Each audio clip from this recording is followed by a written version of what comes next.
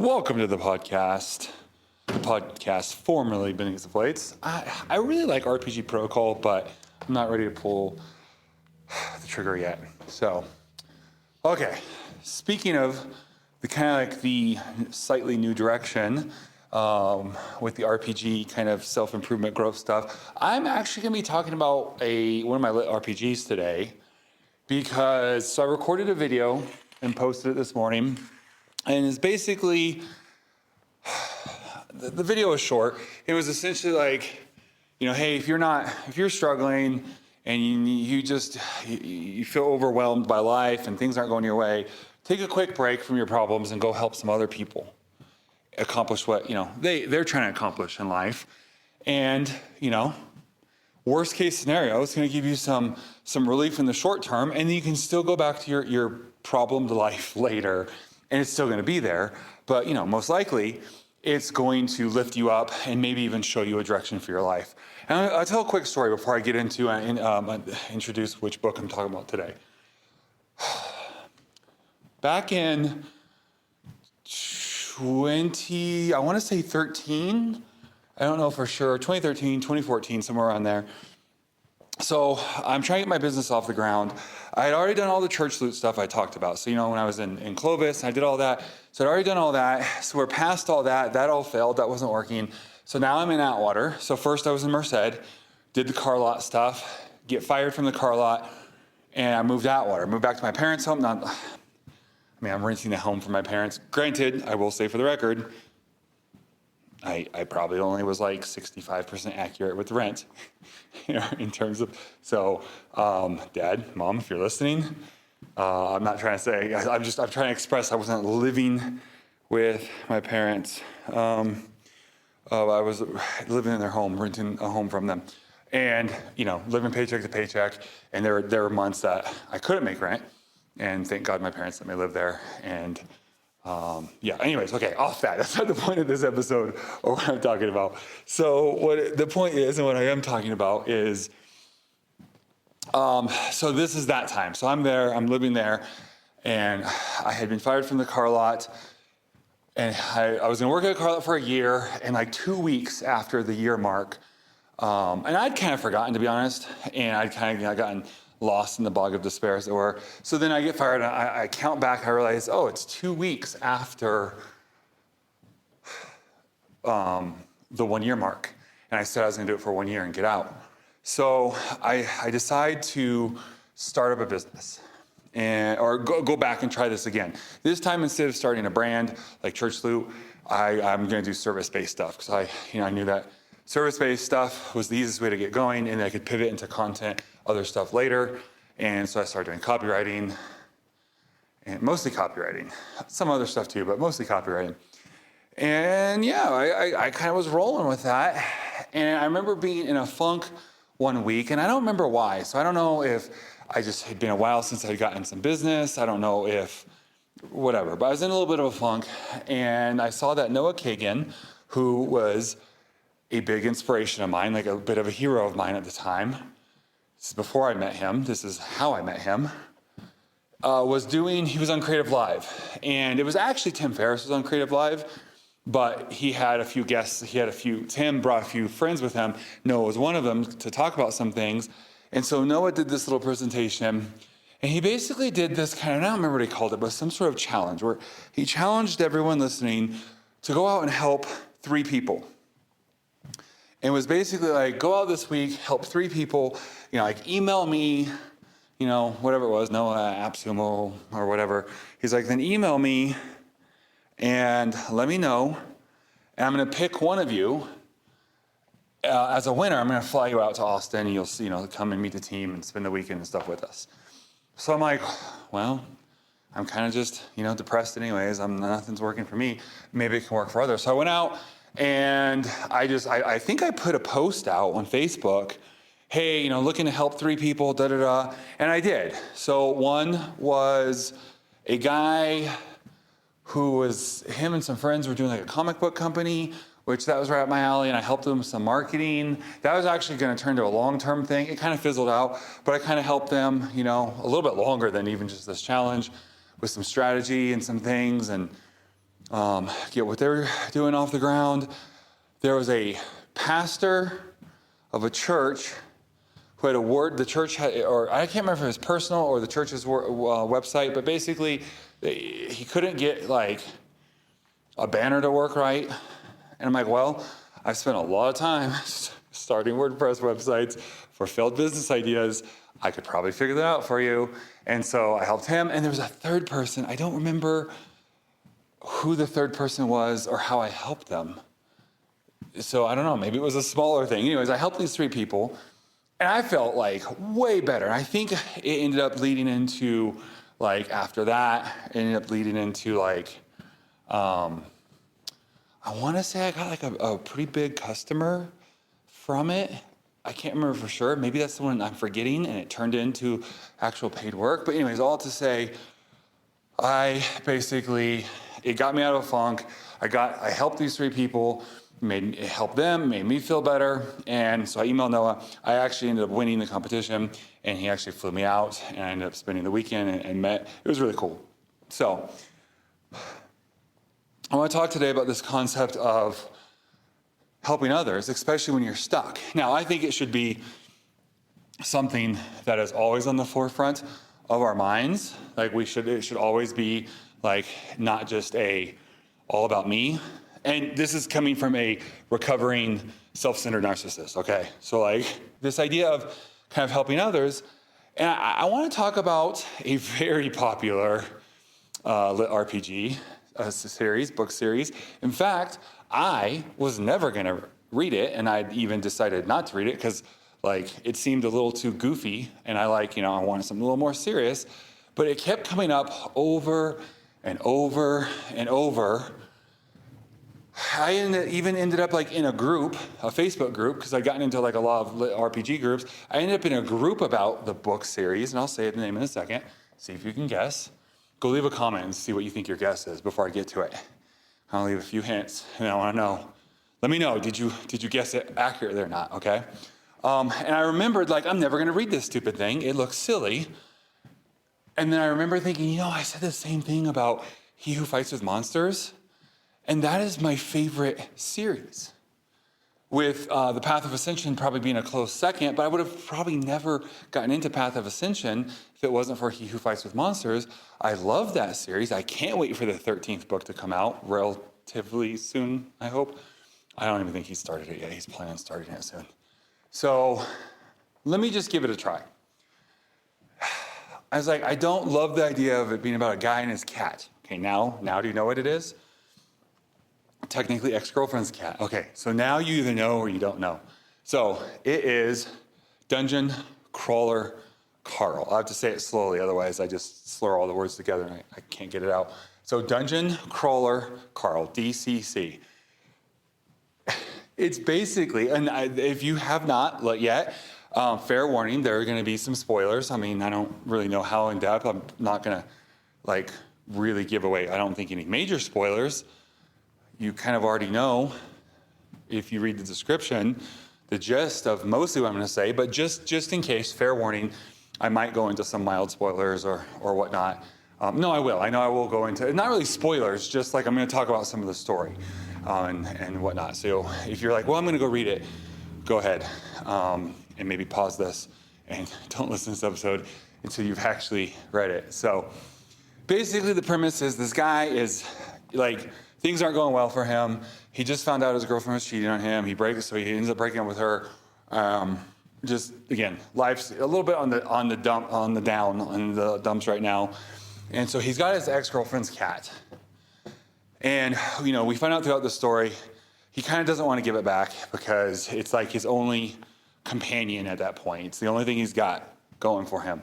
And you find out later that he's even trying to figure out ways to basically steal the cat. So anyways, the cat, he's trying to deal with this cat right in the middle of when the apocalypse happens. Now, if you're not a fan of the RPGs, the majority of them involve some version of like a system, right? Where there's some sort of system that comes and takes over the planet, and that is how you end up having like leveling up stats and all this kind of stuff, right?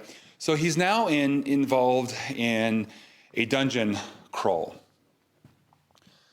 with this cat. And this cat ends up getting, kind of becoming like an awakened being as well, and she can talk and is a whole thing.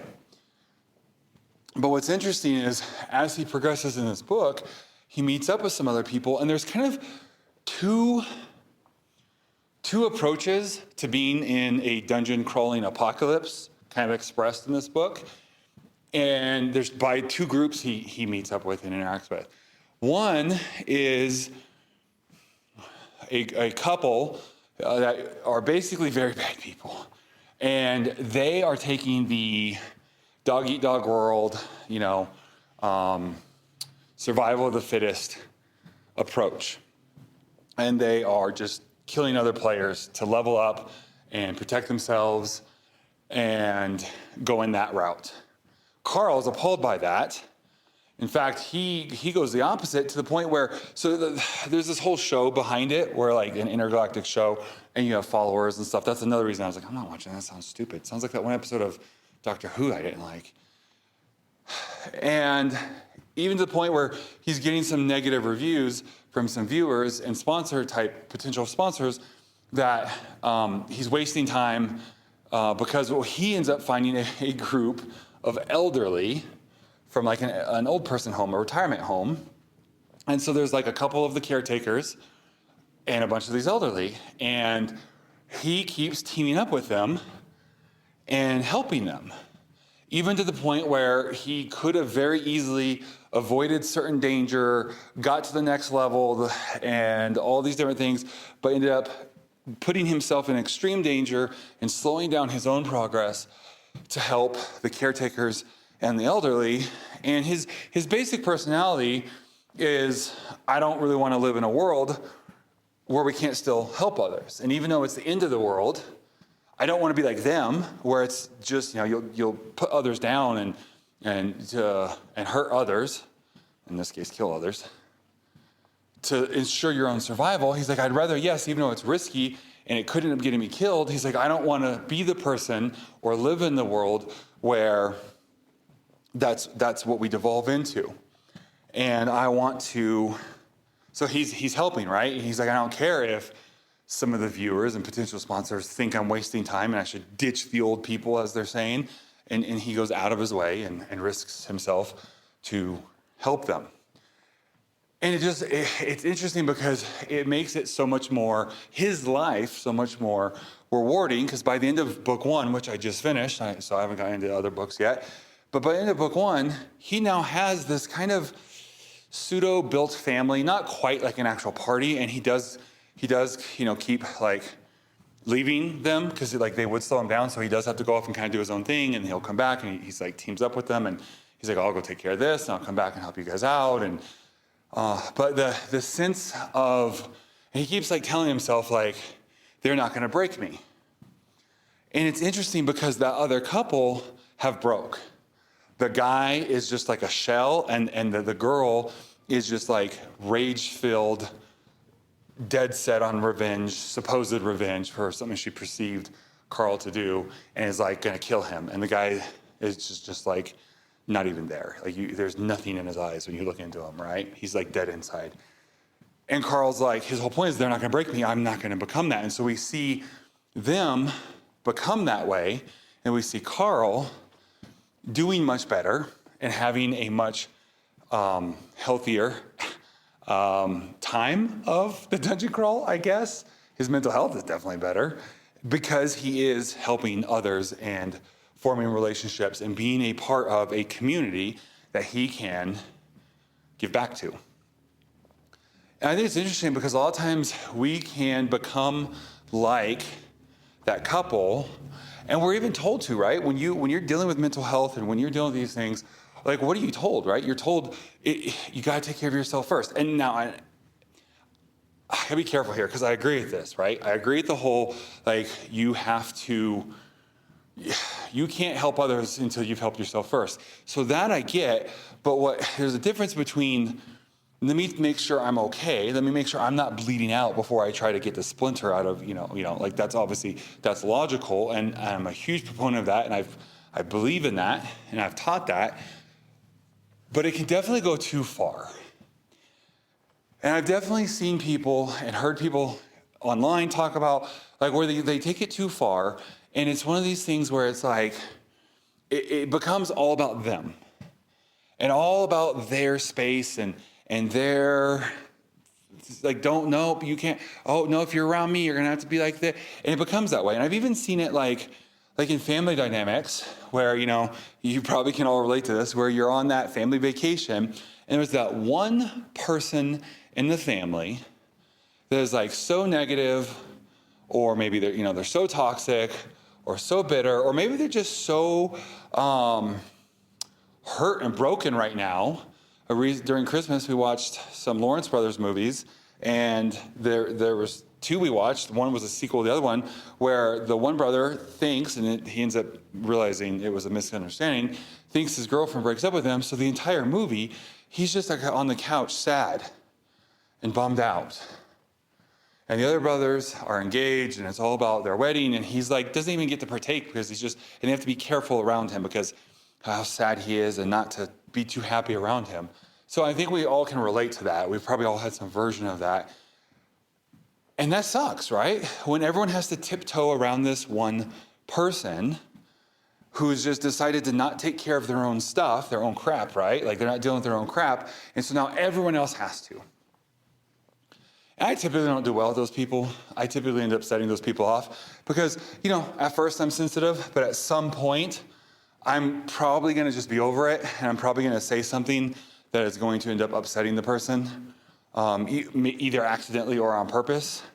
And you get to the point where you just want to tell the person, like, hey, figure it out, right? Like, we're all going through things, and we're all here for you, but you've taken this too far. And when we begin to isolate ourselves and we begin to make it about us, when we begin to disconnect from, whatever the community is, in Carl's sense, it's the old folks' home, the elderly from this old folks' home, and the attendants who are there helping them.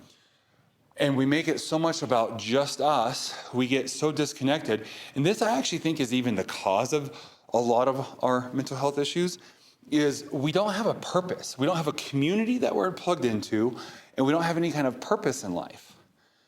I think so many people would be, not to say that they would just never have a bad day or deal with depression, but this like chronic depression, this hopelessness that can even lead to thoughts of like unaliving and stuff like that. If we would plug in to something bigger than ourselves, I think that would help with a huge percentage of those problems. Is it a magic cure-all? No, I'm not saying that. But I do think that it is one of those things. And so fitness, I think, is a big one. And I talk about that a lot. I talk about more on the YouTube channel than in this podcast. But I think community is another one. And I feel like we live in, and I don't just feel I say that, but like we do. It's factual. We live in a society that is so much more disconnected than any other society. And yes, I know we're technically the most connected, but because we're connected to everything, we're kind of connected to nothing. Typically, we're at our jobs, or we're here, we go back and forth from a few places, and we're never truly plugging in.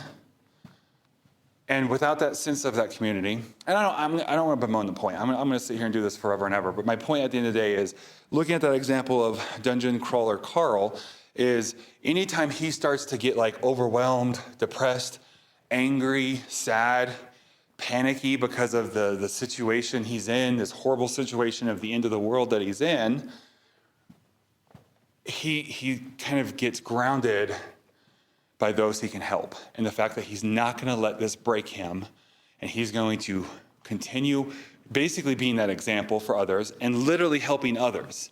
And that's what he does, at least all throughout book one. Now, does he become more jaded or cynical or selfish later on? I don't know. I'm not there yet. I'm excited to get there. But for now, I'm only talking about book one. And it makes a great illustration for today's episode. So with that, I want to encourage you to kind of find a sense of purpose bigger and outside of yourself. This is why, if your purpose is just to make money or be super successful or any of these inward selfish things, it doesn't really help. And it can only go so far. When you can find a purpose to help others, kind of get outside of yourself, it makes you feel good. It gives you meaning. There's a reason why so many people do it.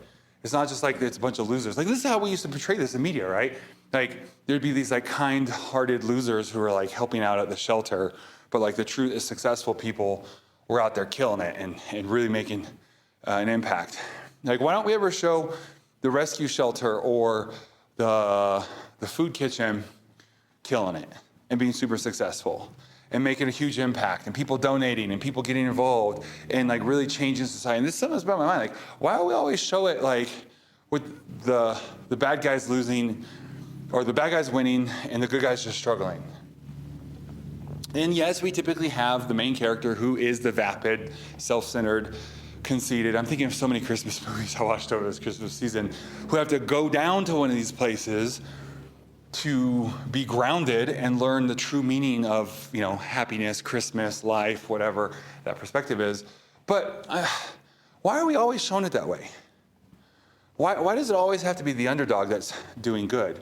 Why can't the underdog, why can't we ever do a story of the underdog being triumphant, right? I know Gary Vee is big on nice guys finish first. Like, let's start showing that more. Let's start showing the guy who was the stockbroker or the whatever, hedge manager or the entrepreneur or whatever, and he was like miserable. He then goes and, that's his backstory, right? And then he goes and starts the food kitchen, the shelter, the whatever, and it's killing it. And when you go into it, it's a nice facility. Again, not like misappropriation of funds, but like, why is it always a dump? Why is it always about to be shut down? Why is it always about to be bought out by the bank and they're going to lose, whatever? Like, why is it not this shining beacon in society? And so let's start being about that. Let's start being about, like, as Gary Vee says, I'll borrow this one more time, nice guys finish first. Like, I hate when I get on the internet and people are negative and I call out and they're like, that's just the way the internet is. You're not going to make it on the internet. This must be your first day. I'm like, no, bro, I've been on the internet since before you were born. It doesn't change the fact that you're still a jerk. Let's start to change that. Let's start to change that narrative. And let's start to not look at it as, well, I could go out and be successful, make a ton of money, or I could, do the greater good and serve humanity. Like, let's look at that as being more successful. And I don't mean that means now in order to be like, we have to be super rich in our charity, but I'm just saying, like, let's stop looking at if we're doing the quote unquote right thing, the charity thing, that we're never going to have. And a lot of times, yes, we are going to be the martyr. We're not going to have, the same amount of money. But why is it always such a negative poverty sense? In Dungeon Crawler Carl, book 1, he's doing the right thing and he's blowing up. Like, he's leveling up and he's becoming a sensation. Why? Let's make that the goal, to be successful and doing the right thing. Like, be successful in doing the right thing. Not that doing the right thing is the way that you just kind of give up on the rat race and you go and you just help a few people. And again, there's nothing wrong with helping a few. I think if we all just decided to help a few people, this world would be, with a multiplicative effect, an infinitely better place. But if you have some ambition, you don't have to give up that ambition. I guess this is what I'm saying. You don't have to give up that ambition in order to do the right thing. Take your ambition and apply it to doing the right thing, being the right person. Okay, I did not intend to go this direction when I started this podcast at all, but it does line up with book 1 of DCC. So if you haven't read it and you like that kind of book, go check it out. If you don't read that kind of book and you're looking for something new, go check out some litRPG. I resisted it for years and I regret it now. I've only been listening for about 1.5 years and it is my absolute favorite. Dungeon Crawler Carl is a very light-hearted, kind of fun version of it. He Who Fights with Monsters, I also like that one. That's a much more in depth with the leveling system, and it is a combination of lighthearted and super deep, dark, heavy. So it's like the character is lighthearted and definitely gets into some stuff. A couple more recommendations. Like I said, The Path of Ascension. Welcome to the Multiverse. I just started reading that one. And I just started two. I believe it's Welcome to the Multiverse is the one that I absolutely loved. And the other one is like System Awakening. I have to check, but I really like that one, but I really absolutely love the other one. So there's a lot of them out there. Go check them out. Go join a group and they can give recommendations and why. And with that, love you guys. Go do the right thing. Go help someone, and I'll see you in the next episode.